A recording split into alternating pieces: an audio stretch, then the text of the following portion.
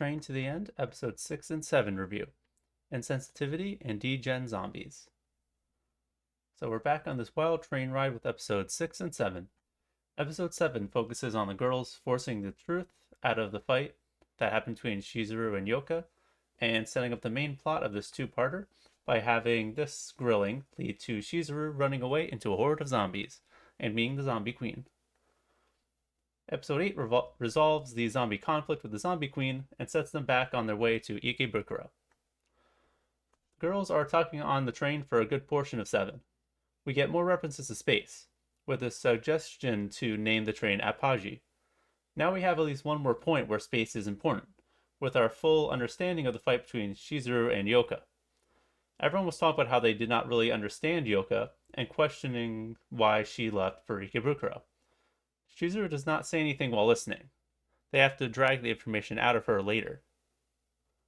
They call out Shizuru for being insensitive again when talking about the situation, making it clear that this behavior about her being insensitive is common for her.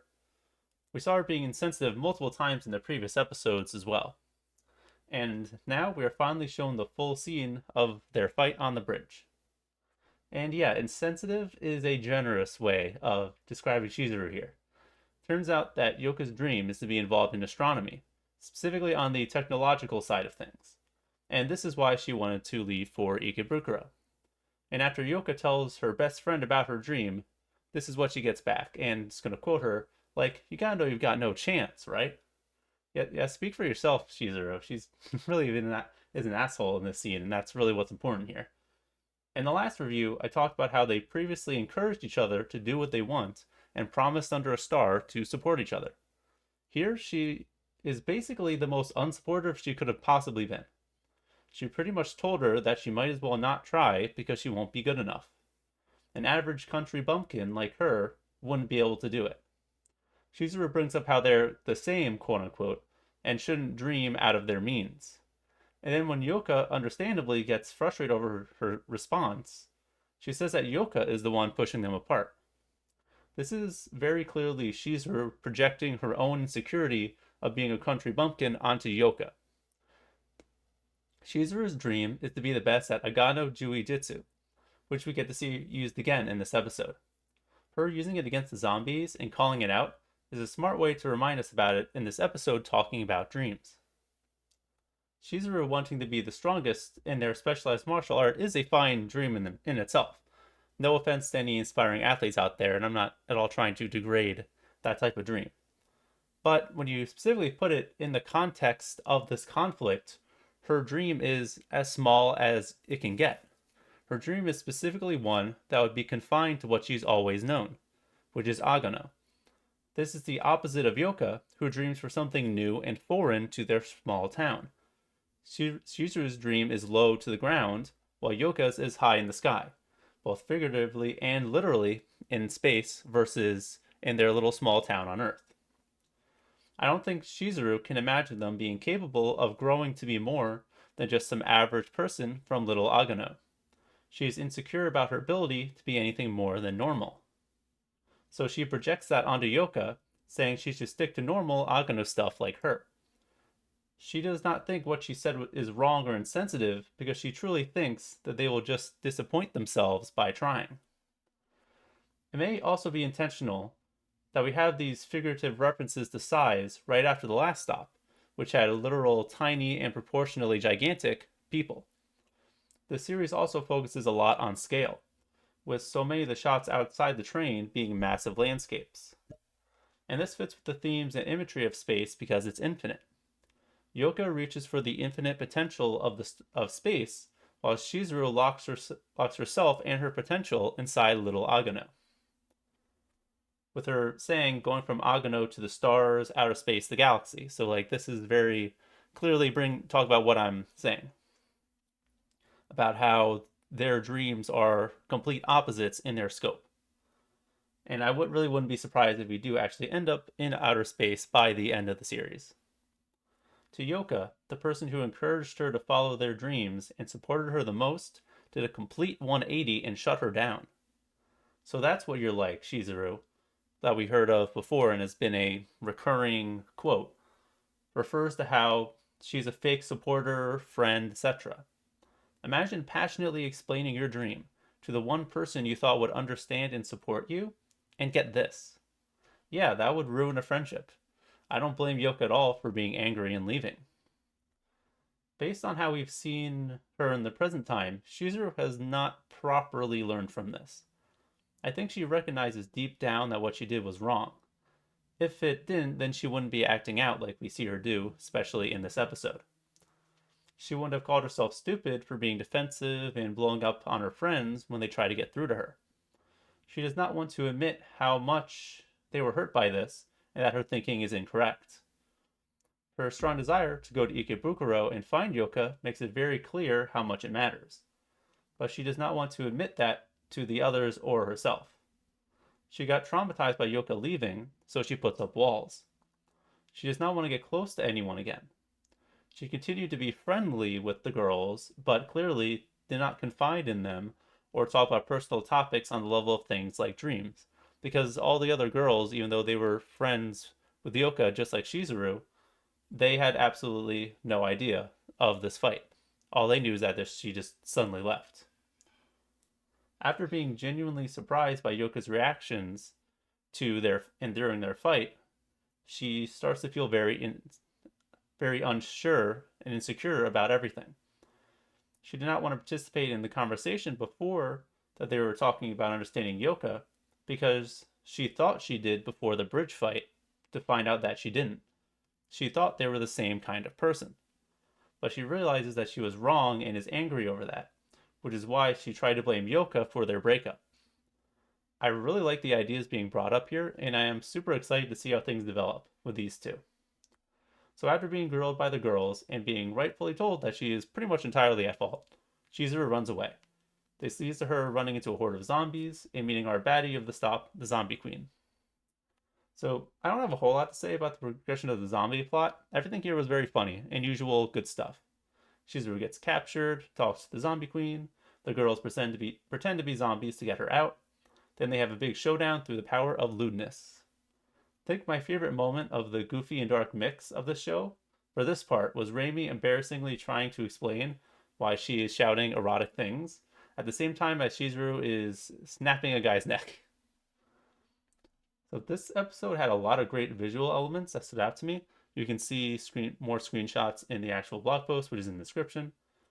One character design detail I really like is how the lips are accentuated more, especially on Shizuru. They just simply look really nice, and this helps her character design feel more distinct. It may be minor to some, but to me it was very noticeable and a nice bit of variety. I also love the stylization of the zombies during the climax, which you can see here in this image with the arms that are reaching towards the main group. These shots and like this overall design is really sick. It's so cool. This like reminds you of the classic horror style of zombies. And I really like how that these are like mixed and composited and blended together with the normal style. So it looks distinct and different, but not completely out of place. Yeah, like this is striking in the best way. So when it comes to interpreting the meaning of the zombies and their weakness to lewdness, there can be some substance to focus on when it comes to sexuality and eroticism. I wish I had more ideas about what it means, but I am doing my best because I really like theorizing about the show and I don't want to just totally neglect this. The show is commonly referencing various parts of the human condition, such as the point of living and suicide with the mushroom people, and societal systems with the military town. If you want to comprehensively talk about human nature, then you really have to hit on sexuality, because it is a core aspect of people, both the presence of it, the absence of it, how it connects to reproduction and everything like that. Perhaps the reason why the zombies quote unquote died because of laughing over lewdness is because sexuality is inherently related to reproduction, and reproduction representing the creation of new life, which is the cycle of life and death. Zombies do not die, as our queen deliberately calls out, they will live forever. So they are absent from that life and death cycle. Maybe that's a bit of a reach, but that's what I could really think of. And I think one interesting detail to keep in mind with interpreting the zombies is that they started to follow Mito, the zombie queen, before she put on the makeup. My initial assumption was that after seeing the zombies, she made herself look like them in a desperate attempt to blend in, and that's when they just decided to follow her for whatever reason. But they saw her and bowed to her before that. Perhaps this is getting into themes we often see with zombie media, like society turning people into dumb followers that don't think for themselves. They had no sense of purpose on their own, but following a leader gave them purpose.